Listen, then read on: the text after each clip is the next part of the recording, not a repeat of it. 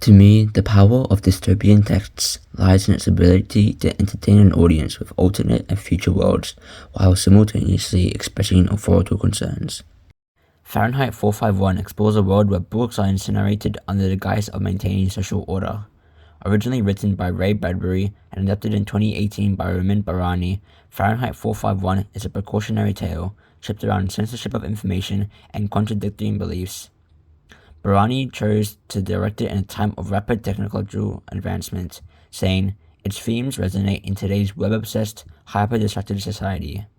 It is a film that feels synchronous with shifting social norms, yet simultaneously impractical.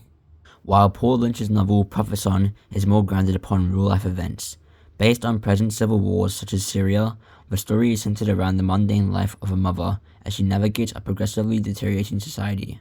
Significant to both texts, the flow of provocative information is heavily censored to stir a downturn in critical thinking.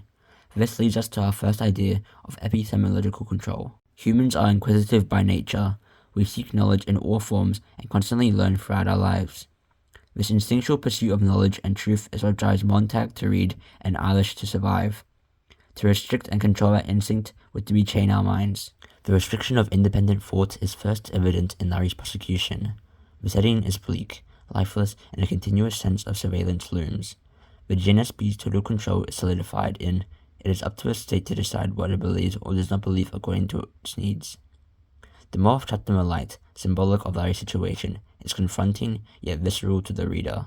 By burning books, the oligarchy dictates what knowledge is accessible and cautiously monitors the flow of information. They not only restrict access to information but alter the very nature of reality and truth. The absence of diverse perspectives and critical thought creates a homogenized and controlled intellectual environment. Have you ever thought, even for 1 second, why you do what you do? This creates a single, state-approved narrative where everyone thinks accordingly, rather than following their own subconscious. This leads us to our second common theme, moral relativism. Every person is different. It is why we think and act differently. The switch from conformist to rebel serves as a parallel between main characters, but the path they take to reach that point epitomizes the idea of how morality can be fluid under differing circumstances. Montag's eventual shift is foreshadowed when he says to Clarice, You're just like Beatty. I'm not like Beatty.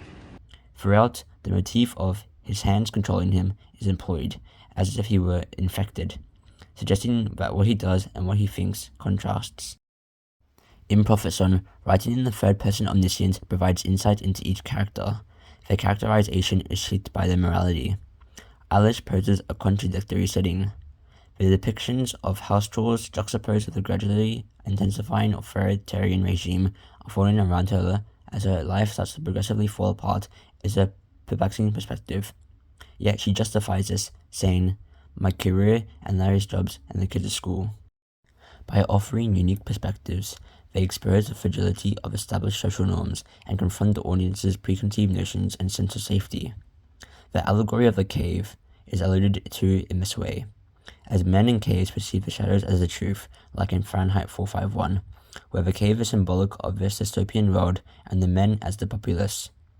But as the truth unfolds, the characters' preconceived morals are challenged. Both texts, the manipulation of knowledge and the fluidity of morality under authoritarian regimes, provide a deeper understanding of the mechanisms of power and manipulation in dystopian societies. They challenge their readers to think critically about their sources of knowledge and the ethical frameworks imposed upon them. Ultimately, what makes these dystopian texts effective in conveying its authorial concerns is its ability to glance into the future. They illustrate and explore worlds familiar yet otherworldly,